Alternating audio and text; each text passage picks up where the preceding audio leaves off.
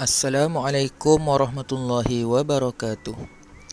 Bertemu lagi kita hari ini di dalam pelajaran subjek ibadah tahun 3. Okey murid-murid, untuk hari ini kita akan belajar pada muka surat 39, unit 3, cara-cara mandi wajib. Okey.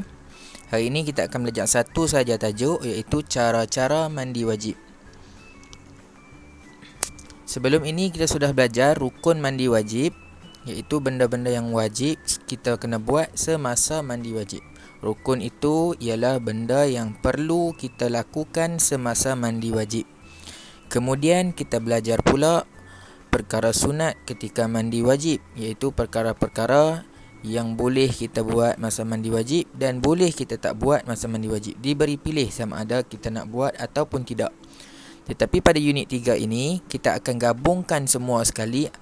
Di dalam cara mandi wajib ini, terdapat ada yang sunat dan ada yang wajib. Semuanya digabungkan sekali di dalam cara-cara mandi wajib ini. Okey, mari kita tengok. Mula-mula sekali, sebelum kita mandi, kita mesti membaca Bismillahirrahmanirrahim. Apa-apa pekerjaan yang baik yang kita nak mulakan, mesti mulakan dengan Bismillahirrahmanirrahim. Kemudian, menyuci tangan sebanyak 3 kali. Seperti mana kita ambil wuduk, kita cuci dulu tangan kita sebanyak 3 kali. Kerana apa? Kerana dengan tangan kita nantilah kita nak menggosok ke seluruh badan, maka tangan kita perlu bersih. Dan yang ketiga, mencuci kemaluan dengan tangan kiri. Kemaluan kita depan dan belakang mesti kita cuci terlebih dahulu menggunakan tangan kiri supaya bersih daripada segala najis.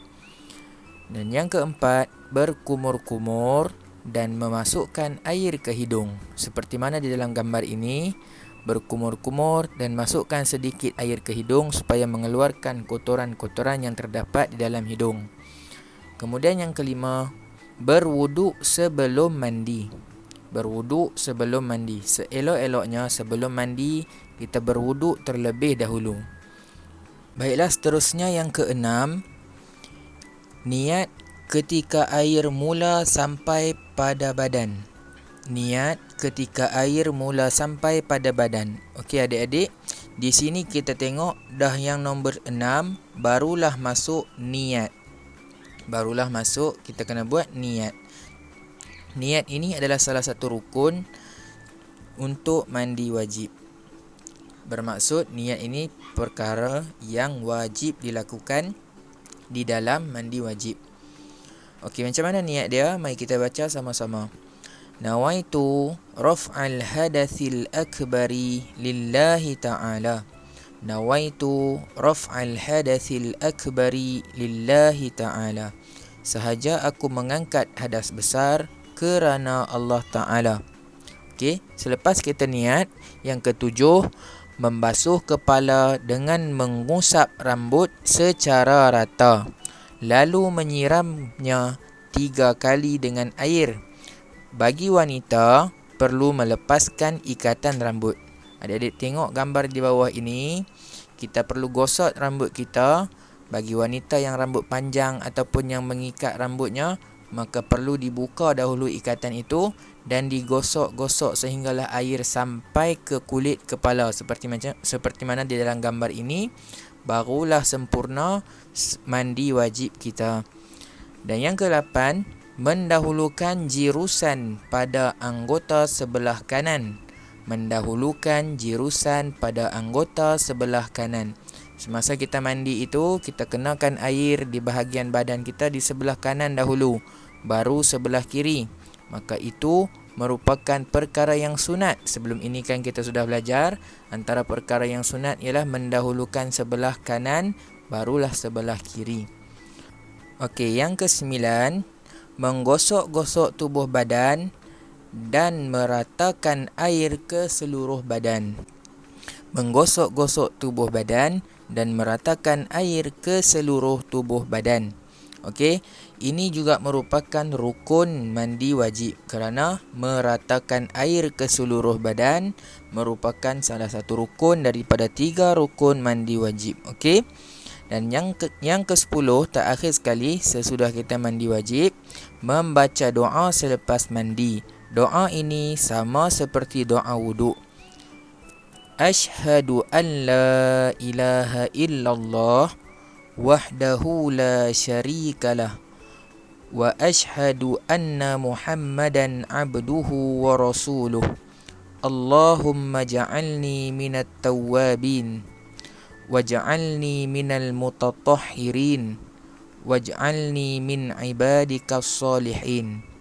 Artinya, aku bersaksi bahawa tiada Tuhan selain Allah yang Maha Esa, tiada sekutu baginya, dan aku bersaksi bahawa Nabi Muhammad sallallahu alaihi wasallam hambanya dan rasulnya.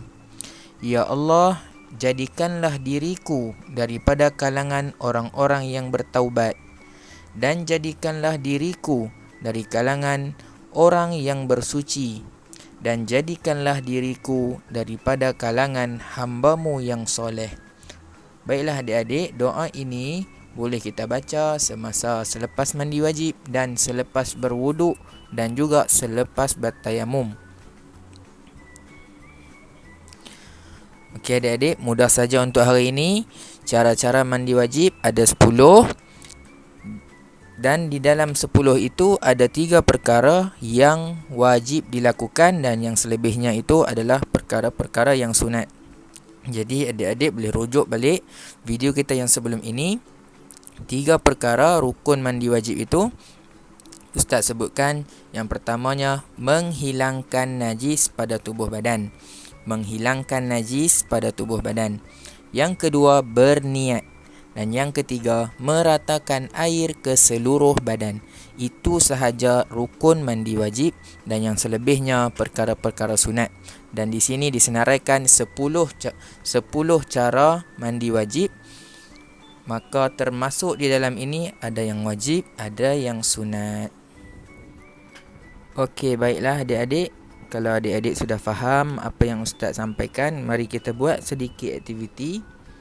Dalam buku aktiviti ibadah, kita buka muka surat 27.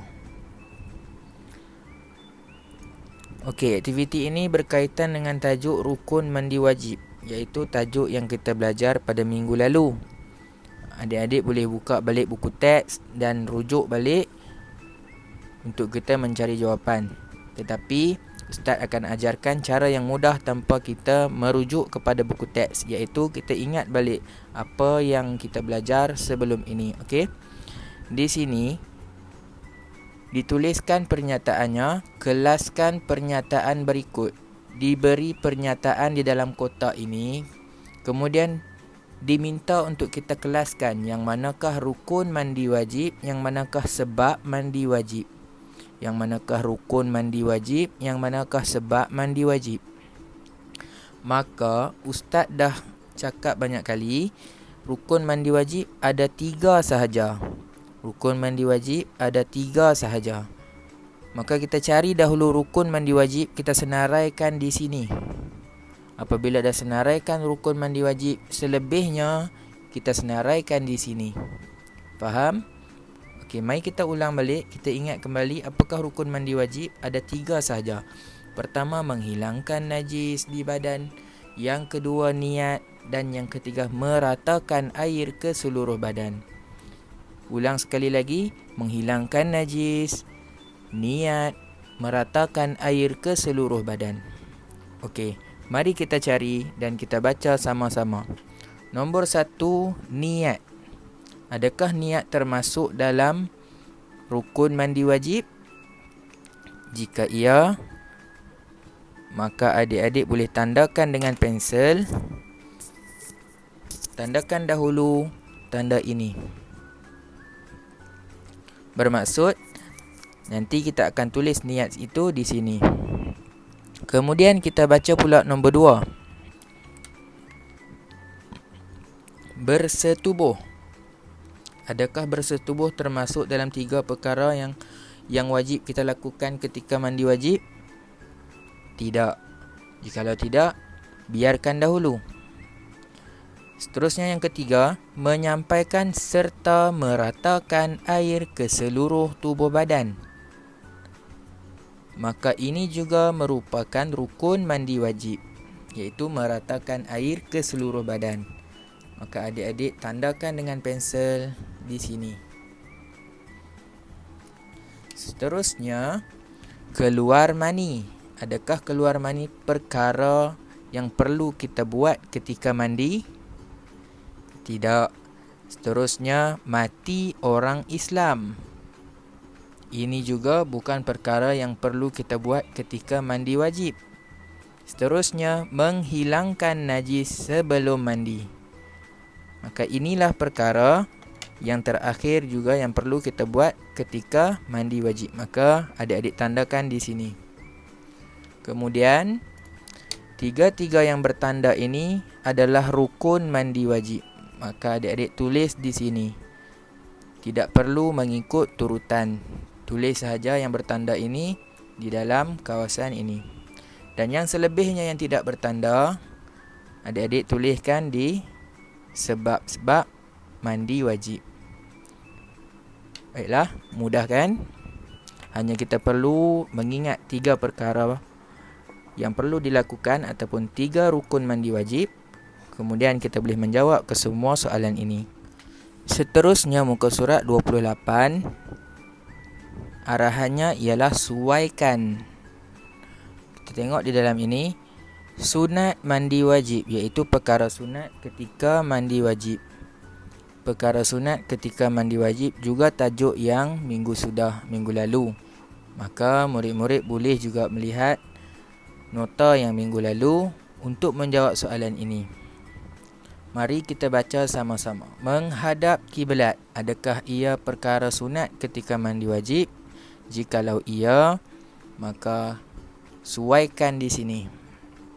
Yang kedua, memulakan mandi dengan membasuh kepala kemudian anggota badan. Jikalau ia adalah perkara sunat, maka gariskan. Jikalau tidak, jangan garis. Seterusnya yang ketiga, mendahului anggota sebelah kanan. Memulakan mandi dengan membasuh anggota kanan dahulu, barulah sebelah kiri. Jikalau ia perkara sunat, gariskan, dan jikalau bukan, tidak perlu garis. Nombor 4, mengambil wuduk terlebih dahulu. Jikalau ia perkara sunat, maka gariskan, dan jikalau bukan, tidak perlu garis. Yang kelima, menyikat rambut. Dan yang keenam, memotong kuku. Baiklah, murid-murid boleh rujuk pada muka surat 37 di dalam buku teks tentang perkara-perkara sunat mandi wajib. Maka jikalau ada di dalam ini perkara sunat mandi wajib, maka gariskan sahaja kepada jawapannya. Mudah kan? Okey, baiklah, seterusnya latihan pada muka surat 29. Ini berkaitan dengan tajuk yang kita belajar sebentar tadi, iaitu cara-cara mandi wajib. Okey, kita akan buat sama-sama supaya adik-adik tidak terkeliru dengan ayat-ayat yang ditulis di dalam buku teks. Terkadang dia tidak sama dengan ayat-ayat yang ditulis di dalam buku aktiviti. Oleh itu, mari kita buat sama-sama supaya adik-adik tidak tersilap dan tidak tersalah dalam melakukan aktiviti ini. Okey. Sebelum itu perlu diingat, rukun mandi wajib ada 3. Seperti Ustaz sebutkan, menghilangkan najis di badan, niat dan meratakan air ke seluruh badan. Pertama sekali sebelum kita mandi, mestilah kita menghilangkan najis terlebih dahulu. Maka kita nomborkan menghilangkan najis dengan nombor 1. Di sini ditulis menghilangkan najis, maka kita nomborkan dengan nombor 1. Baik, seterusnya barulah kita mulakan dengan membaca bismillah. Bismillahirrahmanirrahim. Membaca bismillahirrahmanirrahim. Kita nomborkan dengan nombor 2. Seterusnya, sesudah membaca bismillahirrahmanirrahim, mencuci tangan sebanyak 3 kali. Di dalam buku aktiviti ini dituliskan membasuh tangan 3 kali. Okey, membawa erti yang sama, maka kita nomborkan dengan nombor 3. Seterusnya, kita rujuk di dalam buku teks. Yang keempat ialah mencuci kemaluan dengan tangan kiri. Mencuci kemaluan dengan tangan kiri. Maka kita cari di sini perkataan mencuci kemaluan dengan tangan kiri.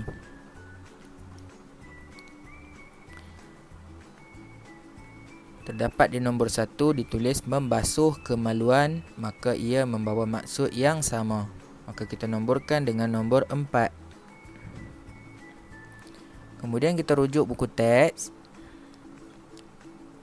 Nombor 4, berkumur-kumur dan memasukkan air ke hidung. Berkumur-kumur dan memasukkan air ke hidung. Maka di sini dituliskan berkumur-kumur dan menyedut air ke hidung. Maka kita nomborkan dengan nombor 5. Seterusnya, berwuduk sebelum mandi. Maka di dalam buku aktiviti ditulis mengambil wuduk. Kita nomborkan dengan nombor 6.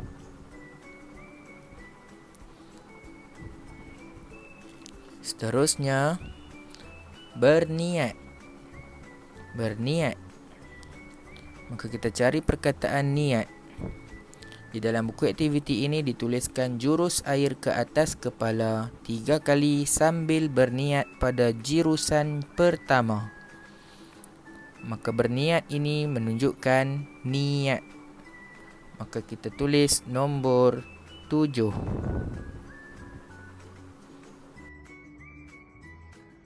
Baiklah, seterusnya apabila kita sudah mulakan dengan jurusan yang pertama, maka kita dahulukan anggota sebelah kanan.